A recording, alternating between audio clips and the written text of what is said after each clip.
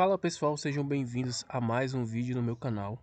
Hoje eu vou mostrar aqui para vocês uma pesquisa que eu fiz e eu criei aqui, montei tudo no slide aqui e eu vou mostrar para vocês algumas dicas que eu acho importantes, né, para a gente conseguir investir do jeito certo, da forma certa e alcançar as nossas metas da forma mais concreta, para que a gente não tenha problemas, né, de retrocesso financeiro, que a gente consiga da forma mais rápida chegar às nossas metas, né? E como ser um investidor de sucesso. Primeiramente eu queria me apresentar, meu nome é Henrique Eric e eu sou um investidor. Eu não sou formado na área, não tenho capacidade para dar indicação de compra e venda. Então, resumindo, meu canal inteiro é isento dessa parte, não posso dar indicação. Então, sabendo disso, nenhum dos meus vídeos desse canal é uma indicação de compra ou tampouco de venda. Eu estou aqui apenas para mostrar como eu faço os meus investimentos, né? Como eu adquiro a experiência no ramo, os meus erros e os meus acertos, né? Então, assim, quando eu comecei a investir, eu sempre achei interessante seguir uma pessoa que tivesse que estivesse no mesmo nível que eu, né? Que acompanhasse uma pessoa desde o início para acompanhar os seus erros, os seus acertos e fazer aquela comparação, não somente com pessoas já grandes e consolidadas no ramo, né? Como alguns canais que eu também sigo e que eu tiro, claro, muitos aprendizados. Esse vídeo aqui é apenas a reunião de algumas dicas que eu venho estudado, né, e que eu tento aplicar na minha carteira para conseguir fazer um investimento da melhor forma possível, tanto com orçamento financeiro quanto na organização da carteira, realmente, né, na diversificação, para deixar a carteira bem dividida e também nesse sentido bem protegida. Então, queria trazer aqui primeiramente uma frase motivacional do Luan Onofre, onde ele fala que não devemos esperar para investir, e sim investir e depois esperar, né? Então, isso é uma das verdades que na minha vida financeira, né, já acontecia há muito tempo, desde muito tempo, há uns 5, 6 anos atrás, que eu acompanho grandes canais de investimento, mas nunca tinha dado o primeiro passo, né? Nunca tinha sentido aquela vontade, sempre me endividava, sempre aconteciam problemas com a minha vida financeira, né? E eu não conseguia investir nada. Então, eu esperava sempre o momento certo, mas partindo desse ponto a gente aprende que não há o momento certo, né? O momento certo para começar é agora. A primeira regra para quem quer começar a investir, se dar bem no mundo dos investimentos, é antes disso, né, se preparar. E como é que a gente se prepara para investir? Quitando as nossas dívidas, porque assim, não há investimento com dívida. Isso para mim é uma grande ilusão.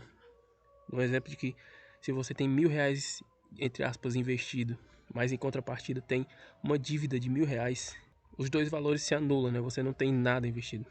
E a partir desse sentido, temos o sentido que a dívida te prende. Então a gente tem que se concentrar para pagar essa dívida o mais rápido possível. Como aqui na imagem, é exatamente o que é uma dívida, né? Ela é uma bomba prestes a estourar se você não cuidar dela, se você não tomar nenhuma atitude sobre ela. Então, se você tem a intenção de começar a investir, parabéns. Mas em contrapartida, se você tem uma dívida ali que pode te atrasar, pode ser o cartão de crédito estourado, pode ser um crediário aberto, alguma compra que você fez nas lojas e parcelou, muitas parcelas, né? Então, o primeiro passo, né, é se concentrar totalmente em quitar essa dívida.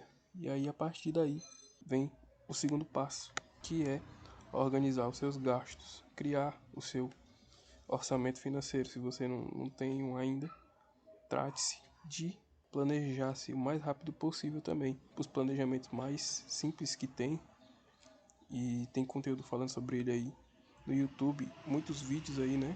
Um dos planejamentos é separar a sua renda, né? Todo o dinheiro que entra em 4 partes. Então, você vai ter uma parte maior, né, que é a parte dos gastos essenciais.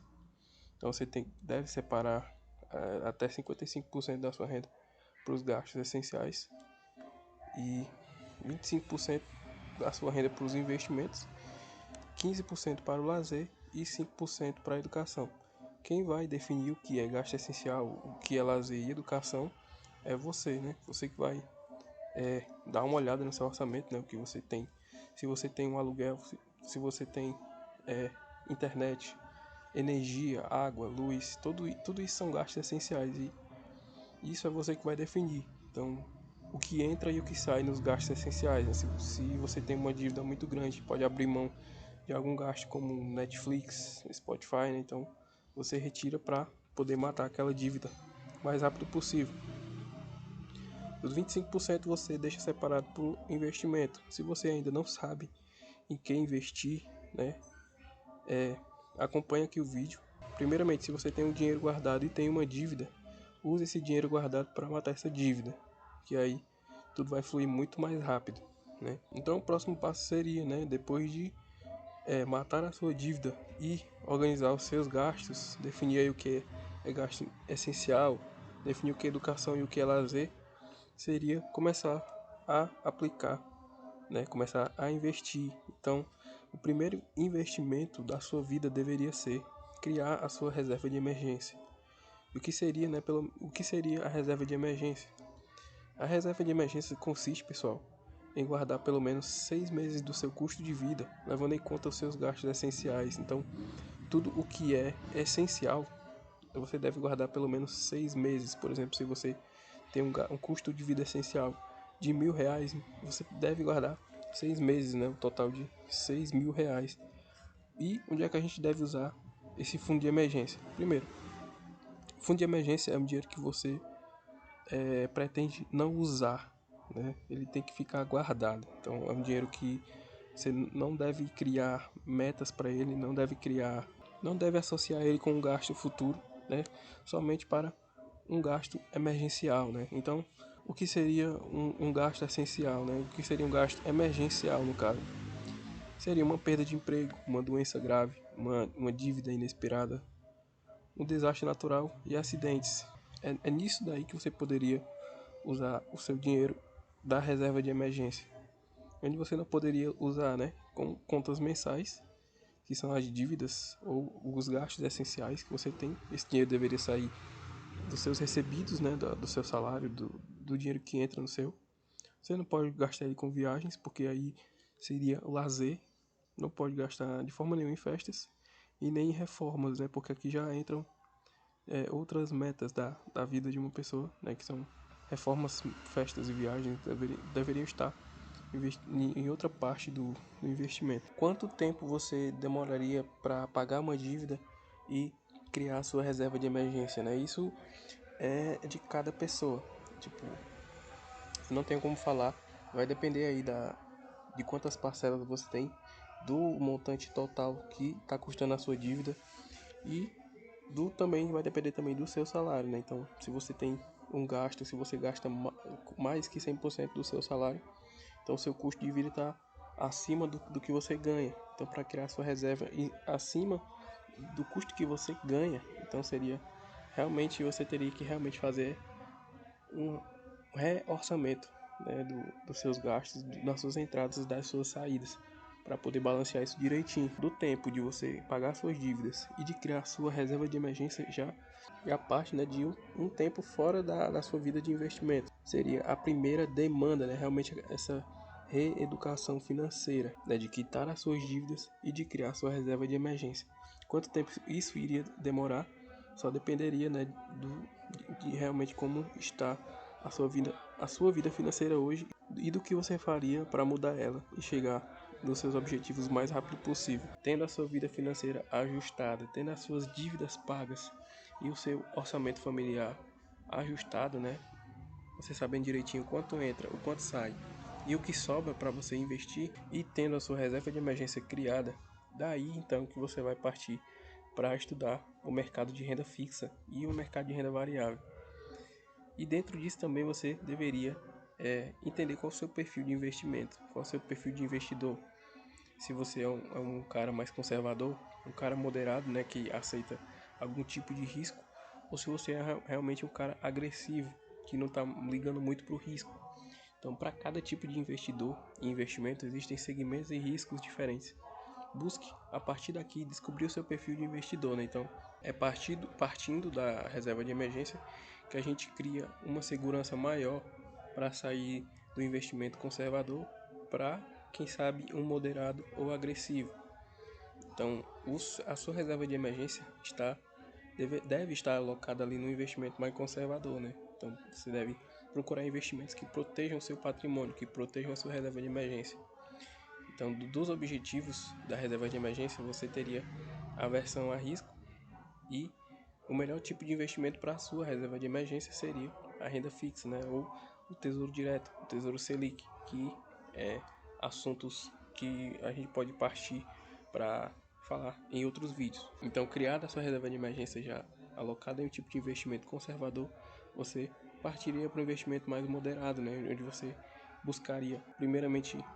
buscaria rentabilidade moderada, a sua aversão a risco seria média, e os tipos de investimento você manteria renda fixa e colocaria um pé ali na renda variável, quem sabe investindo em fundos imobiliários ou em ações. E por que não, aos poucos, aumentando essa agressividade nos investimentos, né? Procurando uma rentabilidade mais alta, uma aversão a risco cada vez mais baixa e procurando o tipo de investimentos da renda variável, por assim dizer. E uma das últimas dicas, né, que se sobressai aí dessa parte de ter uma reserva de emergência e ter também uma liberdade maior para investir, seria diversificar a sua carteira. Porque ter uma carteira diversificada irá te proteger das mudanças de mercado, as oscilações da bolsa, inflação e as crises financeiras e políticas que acontecem no nosso país. Então, quando você tem vários tipos de investimentos na sua carteira, você consegue se proteger mais dos acontecimentos que mudam a economia no Brasil. Tipo, nós estamos hoje no momento de deflação, a inflação está baixando. Então, quando você tem na sua carteira alguns investimentos que dependem da inflação para te dar um retorno, eles vão acabar caindo, né? Então, quando a inflação cai, os investimentos alocados com indexador de IPCA também vão cair. Mas, em contrapartida, os investimentos de renda fixa pré-fixados seriam aqueles que iriam sustentar a carteira, assim como nos fundos imobiliários. Quando a inflação cai, os fundos de papel, né, os fundos de CRI, caem também junto. E em resposta a esse movimento, os fundos de tijolo tendem a se valorizar, tendem a subir. Então, são duas dicas, dois exemplos de situações onde a sua carteira estaria protegida contra os acontecimentos naturais, vamos dizer assim, do mercado. E o último passo, né, tendo aí todos os passos anteriores bem ajustados, seria começar a definir as suas metas. Todo investimento não é investimento se não tiver uma meta, né? É aquela pergunta, né, para que você está guardando dinheiro? Algumas pessoas vão dizer, eu quero guardar dinheiro para ser rico, mas não é bem assim, né? Então a gente tem que ter, tudo na nossa vida deve ser regido por metas, assim. Quando a gente não tem metas, a gente acaba não chegando a lugar nenhum. Então, quando a gente tem metas, a gente consegue chegar nos lugares que a gente quer. E mais importante que isso, de chegar em algum lugar, é saber qual lugar a gente vai chegar. Então é muito importante a gente ter três tipos de metas, que são as metinhas, que são metas de curto prazo. No caso, eu trouxe aqui o exemplo de pagar as dívidas e fazer sobrar dinheiro, né? Que devem ser as metas para quem está começando a investir, as metas mais importantes, para depois disso alcançar as metas, que são as metas de médio prazo, que é montar a reserva de emergência ou quem sabe fazer uma viagem, e as metonas, que são as metas de longo prazo, né? Que no caso poderia ser uma aposentadoria, ou comprar uma casa, comprar uma moto, um celular, seja lá o que for. E para cada meta dessa, para metinha, para meta e para metona, seria interessante criar um investimento. Eu coloquei entre parênteses uma caixinha para cada uma, né? Que baseado na nova atualização do Nubank, eu achei até interessante que eles criaram caixinhas onde você pode separar o dinheiro por metas. E isso era uma característica também do Banco Next, que tinha caixinhas para cada meta. Então a gente podia criar as metas, criar uma caixinha, nomear cada caixinha com cada meta e separando dinheiro para cada uma. Então ficam aí as minhas 6 dicas, são 6 regrinhas que eu utilizo no meu orçamento financeiro, para eu conseguir fazer bons investimentos e investimentos seguros, investimentos arrojados, mas que com aquela segurança de que eu não vou perder todo o meu capital, e para que eu possa realmente subir essa escada de degrau em degrau e alcançar sempre bons investimentos, né? Bons dividendos, bons retornos financeiros e também de vida. Então, se você chegou até essa parte do vídeo, compartilhe esse vídeo com uma pessoa que está precisando ver esse tipo de vídeo e agradeço aqui por você ter assistido. Já peço o seu like e também peço que se inscrevam neste canal para acompanhar os meus vídeos, as minhas operações financeiras, as minhas compras e vendas de investimento, né, e as minhas aplicações mensais. Então, mais uma vez, obrigado por assistir e até o próximo vídeo.